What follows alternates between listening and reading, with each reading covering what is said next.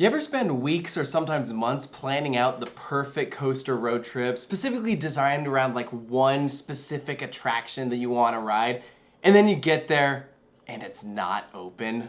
It's the worst feeling in the world. And it's happened to us one too many times. Yeah, so in this video, we're gonna recount some of our personal little mini horror stories of times when we went to a theme park and missed out on an attraction, and to this day, have still not ridden them.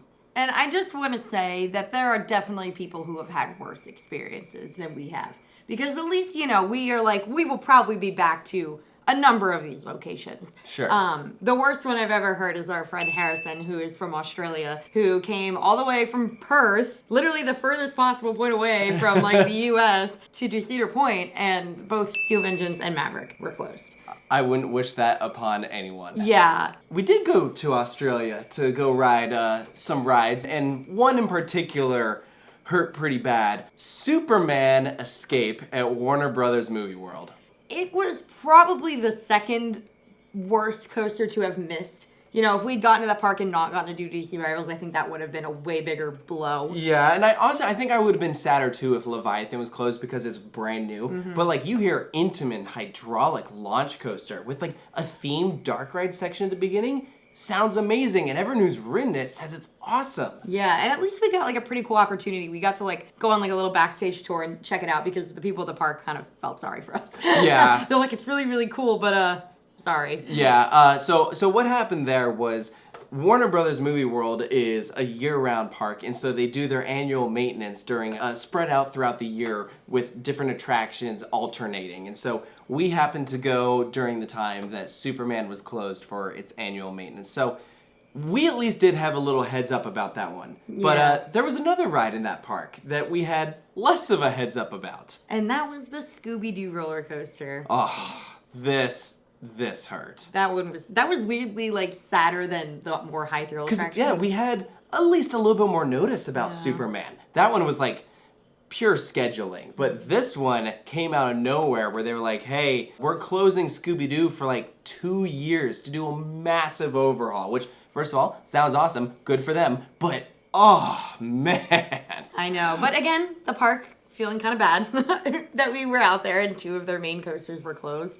They let us walk around and check it out, and that made me more sad that we didn't get to ride it because it was so cool. That is true, but I was very thankful for that opportunity because that was just being able to see what that ride was like was very, very exciting. So I can understand why people love it so much. So now we just need to do like a little switcheroo. Like Harrison has to come to the US and get on Steel Vengeance and Maverick, and then we need to go to Australia. Correct. And get on these 2 coasters, do a little switcheroo. And you know what? I don't mind that because Australia, literally since we've gone, is building a very cool Vekoma coaster at Dream World. That is very, very true. I think I'm going to stay in this region for just another couple of minutes here. Oh, I know which one. This one annoyed me. I wonder if it's the same one that I'm thinking of. I'm sure it is. The spinning seat on Steel Tainpan. Yep. So we got to ride the coaster. So let me just preface and say that we didn't miss it, but we didn't get to do it in its highest form. Everyone talks about this Mock Ride's Blue Fire modified coaster where it has this like rotating spike at the end. And so there's a swing launch and they threw a spinning seat on the back. For those of you who remember, several years ago when they were testing the Extreme Spinning Coaster, they threw a spinning seat on the original Blue Fire coaster to like make sure that this technology worked. And everyone was like, wow, that'd be so cool to experience one day. And so Dreamworld was like, hey, remember that? Let's do that, but everyone can actually experience that if they want to. And those who have gotten the opportunity to experience it say it's one of the best roller coaster experiences in the entire country. Some comparing it to Ride to Happiness, which somehow makes it hurt even more.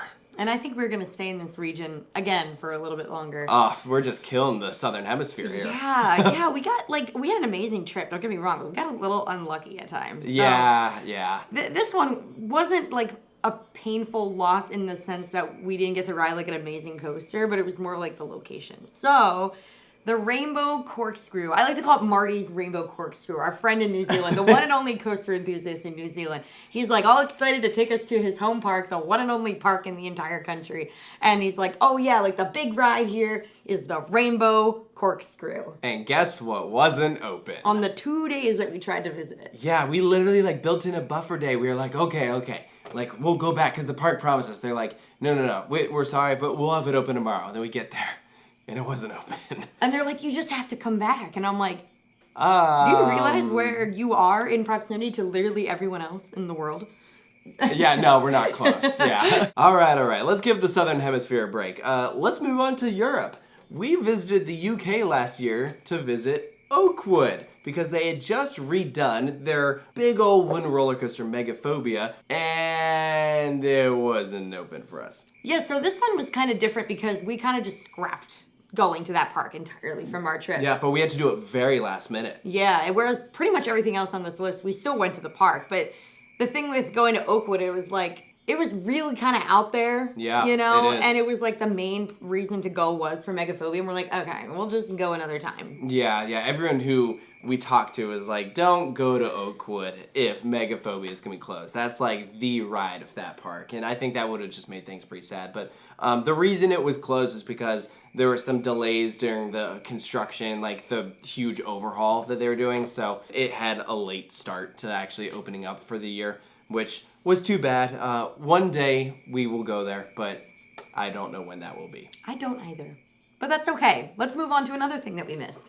That would be another big old wooden coaster in the U.S., and that is Shivering Timbers. This one sucked, because I had delayed going to Michigan's Adventure for years and years and years, because it's kind of hard to get to. It's not on the way when you're doing like a conventional route. Like, the closest you get is maybe if you're going from like Cedar Point to like Six Flags Great America, but even then you have to make a pretty sizable detour to get to Michigan's Adventure.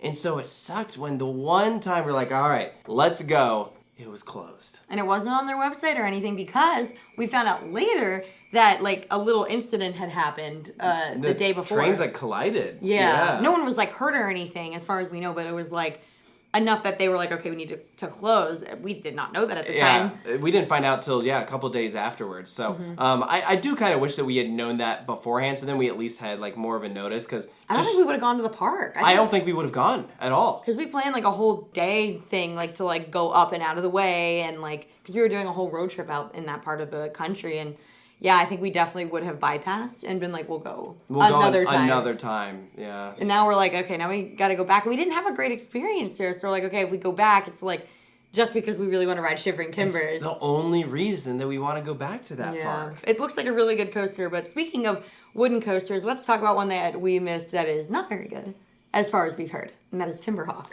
Yeah, so this one was rough. So I visited Washington the first time doing like this whole trip where we also visited Oregon.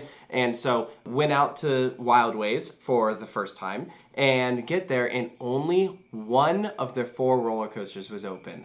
The others weren't big enough to make this list, but Timberhawk, one of the only S&S wooden roller coasters in the world being closed, that was a bummer. I've heard it's not amazing, but still, that's like a pretty unique ride. Yeah, and then we go together, like this past year, to go do Classic Coaster at the State Fair, and we're like, okay, let's call the park and be like, is this going to be open before we commit to, driving out there to do it? Just to make sure. And they're like, oh, no, it's closed. We're like, oh, okay. We're like, oh, are you kidding? Yeah, that was a bummer. Speaking of wooden roller coasters that I didn't have the best luck getting on, there is a ride called Cyclone at Lakeside in Denver. And this is actually a completely different situation compared to everything else because I've missed going to this park entirely because every time I'm in Denver, the whole park is closed. Yeah, what is up with that? Are they just like very sporadic in their operation hours? Yeah, their hours are very bizarre where they open late, close early. Then you throw it on top of the fact that actually the Cyclone roller coaster has been closed, period, for like the past year or two. Apparently something's off with it that even if you go to Lakeside right now, you can't ride it, which is a bummer. I don't know, but we can continue with wooden roller coasters because we've got one more. Might as well stick with it. This one sounds a little weird because it's almost like shameful that we have not ridden this coaster, because we have done the third oldest roller coaster in the world, which is in Denmark, and we've done the second oldest roller coaster in the world, which is in Australia, but we haven't done the oldest roller coaster in the world, which is literally in our country, only a few hours away from where I grew up, and not even that far from where you grew up. Pennsylvania, Leap the Dips. It's been closed every time we have been doing a road trip in that region, and we're like, oh, let's do that park. And we look it up, and it's closed. And now it's closed indefinitely. Yeah. So not great luck. The thing is that it's not in like the most convenient location for us to get to in Pennsylvania. Is it like Altoona? Yeah, the best way to get to it is if you're going from like east to west or west to east across Pennsylvania. So in this case, like in coaster enthusiast terms, you're going from like Hershey to Kennywood. So when we were literally doing like that exact route, yeah, they're not open. Or one time, I think they were open, but they didn't open until like 4 o'clock. And at that point, we were already supposed to be like long gone. We were like driving past it in the morning. So we were like, we literally can't stick around that late to do it. Yeah, it's been an unfortunate battle that we've fought and lost every time. But as of right now, because it's not open, we have done the oldest roller coaster. We have done the oldest operating roller coaster in the world. Yay! Thanks, Australia. Yeah, thanks. Last but not least, we've talked about this one quite a bit in Recently. recent history. Yep. But it probably, not that we were ranking these or anything, but if we were, this would definitely be the biggest L. Yeah, guys, we missed out on riding the world's fastest roller coaster.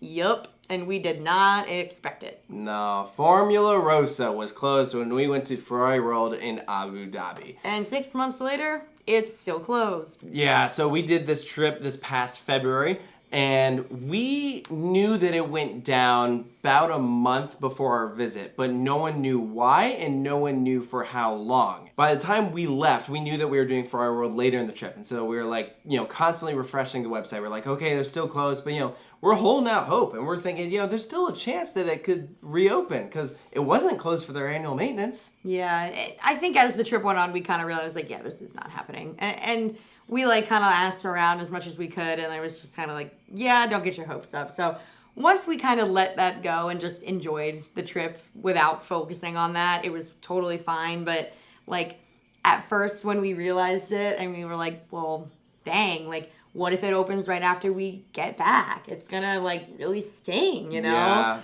Especially that being on the complete opposite side of the world, a place we'd never been before. I don't know, like, hopefully we're back in the next few years because of, like, Qiddiya and, like, stuff like that. But, man, that was a painful loss. Yeah. At first. I would say it hurt the most when we were in the park and we saw the entrance sign for it. And we could see the layout. Because actually, from its location in the park, there's not too many points where you can actually, like, see it. Yeah, but we could, like, see it from our hotel. That, yeah. Or, like, when we were exiting SeaWorld Abu Dhabi, we look over and there's Formula Rossa. And we're like, curse you. But, like I said, the fact that it hasn't reopened as much as it's like, oh my god, like, that's worrisome. But at the same time, it's like, okay, if we had postponed the trip or if it had been a week later or whatever, it wouldn't have made a difference. Yeah, so anyways, let us know down in the comments below, what are your biggest L's from your roller coaster adventures? These are all the rides that we haven't been on, but hopefully one day we're able to go back and experience these attractions. And I think whenever we do, those will be pretty rewarding moments. Yeah, and I mean, there are other ones that we've missed that we've since gone back to and gotten. Oh, yeah. Dude, that's rewarding. My first time trying to get on Lightning Rod took like 7 tries. Sometimes it's worth it. Sometimes you're like, really? I was stressed about that? Depends. There's definitely a spectrum for it. So, yeah. Thank you guys so much for joining us, and we'll see you next time.